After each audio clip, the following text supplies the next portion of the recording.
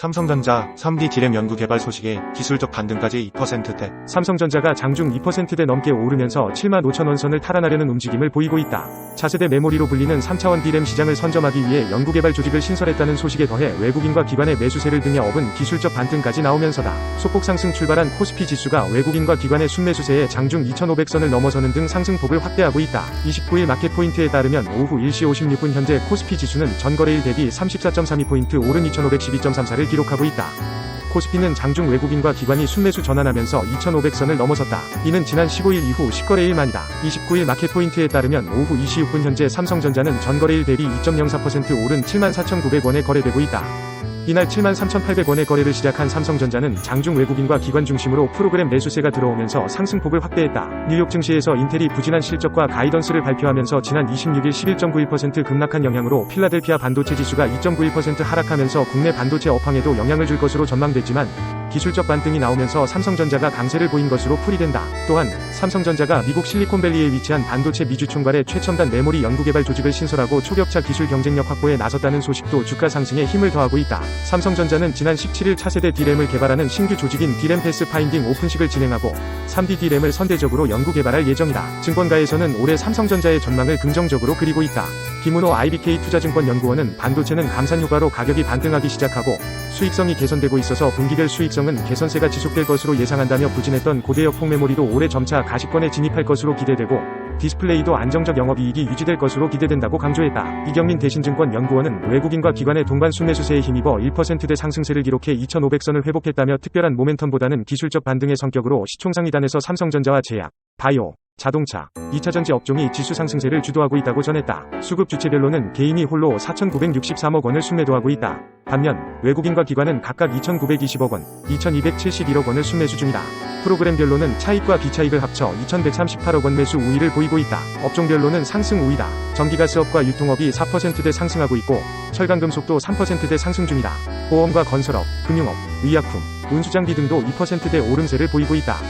반면 서비스업과 운수창고는 1% 미만 수준으로 약세다. 시가총액 상위 종목들도 대부분 상승하고 있다. 삼성전자는 1.91% 오른 74,800원에 거래 중이고 LG에너지솔루션과 삼성 SDI 등 2차전지 관련주도 각각 0.92%, 5.27% 오르고 있다. 삼성바이오로직스도 4.66% 상승 중이다. 특히 지난해 사상 최대 실적을 발표한 현대차와 기아가 각각 4.22%, 5.51% 오르며 지수 상승을 견인하고 있다. 반면 네이버와 SK하이닉스는 각각 2.08%, 0.15% 하락 중이다. 한편 지난 주말 뉴욕 증시는 랠리를 잠시 멈추고 숨고르기에 접어들었다. 26일 뉴욕 증권거래소에서 블루칩을 모아놓은 다우존스 30산업 평균지수는 전거래일 대비 0.16% 상승한 38,109.43을 기록했다. 다만 S&P 500 지수는 0.07% 내린 4,890.97을, 기술주 위주의 나스닥 지수는 0.36% 하락한 15,455.36의 거래를 마쳤다. HLBV 신약이 미국 식품의약청의 승인을 앞두고 있다는 기대감이 주가를 3거래일 연속 견인하고 있다. 지난해 이맘때만 하더라도 3만원 선을 맴돌던 주가는 7만원을 바라보고 있다. 29일 한국거래소에 따르면 이날 오후 1시 27분 현재 HLBV 주가는 전 거래일보다 8.74% 오른 7만 900원에 거래되고 있다. 지난 24일 4만 9,500원에 마감했던 그 이후로 HLB는 이날까지 43.23%의 상승률을 나타냈다. HLBV 계열사인 HLB 생명과학, HLB 글로벌, HLB 바이오스텝 등도 일제히 오름세를 보였다. HLB는 간암치료제 후보물질 리보세라닙과 중국 항서제약의 캄멜리주맙의 병용 투여 요법으로 FDA 1차 치료제 허가를 추진하는 중이다. 최근 항서제약이 캄멜리주맙 화학제조 품질관리 실사 결과 특별한 문제가 없었다고 HLB에 전달한 것으로 알려지면서 FDA 승인 기대감이 부풀어 올랐다. 오는 3월에 예정된 FDA 파이널 리뷰를 무사히 넘으면 5월 16일까지 리보세라닙의 허가 여부가 결정될 전망이다. HLB 관계자는 신약은 간암 1차 치료제 중 가장 긴 생존 기간인 22.1개월을 기록했다며 다른 치료제와 달리 간암 발병 인자와 무관하게 모든 환자군에서 큰 약효가 나타난 상태라고 밝히기도 했다. FDA 허가와 더불어 HLB는 유가증권 시장으로의 이전 상장을 추진하고 있어 주가 상승 여력으로 작용할 수 있다. 지난해 이전설이 돌았던 HLB는 지난달 21일 주주총회에서 코스닥 시장 조건부 상장 폐지 및 유가증권 시장 이전 상장 승인의 안건이 가결됐다고 알렸다. HLB는 FDA로부터 신약 허가를 받은 뒤 본격적인 이전 상장 절차를 진행할 것으로 알려졌다. 금융감독원이 법적 요건을 충족하지 못하거나 파산 선고를 받은 사모펀드 운용사와 투자자문사 10곳이 퇴출했다. 금융감독원은 29일 2021년 10월 부실 금융투자업자의 신속한 퇴출을 위한 직권말소제도 도입 이후 현재까지 사모펀드 운용사와 투자자문사 등 부실 부적격 금융투자업자 10곳의 등록을 말소했다고 밝혔다. 대이원자산운용 허브홀딩스 코어밸류 인베스트먼트 타이거앤리 투자자문 키위 인베스트먼트 등등 7곳은 16일에 직권 말소됐으며 WR 메타 투자자문 AJ 세이프티 등 3곳은 지난해 2월 퇴출됐다. 주로 실적 부진으로 영업을 중단하거나 등록 유지 요건을 충족하지 못한 업체들이 대부분이다. 직권말소 제도는 사모운용사 등 금융투자업자 업체에 급증해도 부실 부적격 금융투자업자의 적기 퇴출이 이뤄지지 않고 있다는 문제의식에서 도입됐다.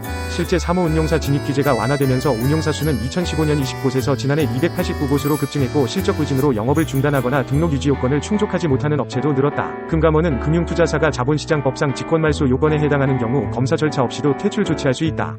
최저 자기자본 미달, 등록 업무 미영리, 전문인력 요건 미달, 업무보고서 미제출, 사업자 등록 말소, 파산 선고 등이 요건이다. 금융투자업자가 직권말소되는 경우 대주주와 임원은 동일한 금융투자업 대주주로 5년간 재진입할 수 없다. 금감원 관계자는 금융소비자는 펀드 가입 또는 투자자문 1인 계약 체결 전 대상 업체가 금융위원회에 등록된 업체인지 여부를 확인할 필요가 있다고 말했다. 미국 시간으로 오는 30일부터 열리는 미국 연방공개시장위원회를 앞두고 투자자들의 촉각이 곤두서고 있다. 금리 조기 인하 기대가 여전히 높은 만큼 기대감을 낮추기 위한 매파적 발언이 나올 수 있어서다.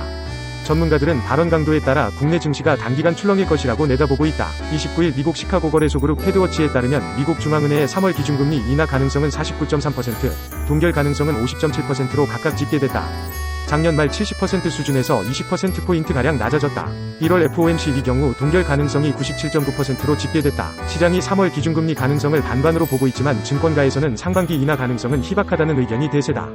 지난해 4분기 미국 경제 성장률이 연율 기준 3.3%로 월가 예상을 넘어서면서 금리를 내려야 할 필요성이 줄었기 때문이다. 곧 개최하는 1월 FOMC에서 시장 과열을 막기 위해 다소 매파적인 발언들이 나올 것이라는 예상도 나오고 있다.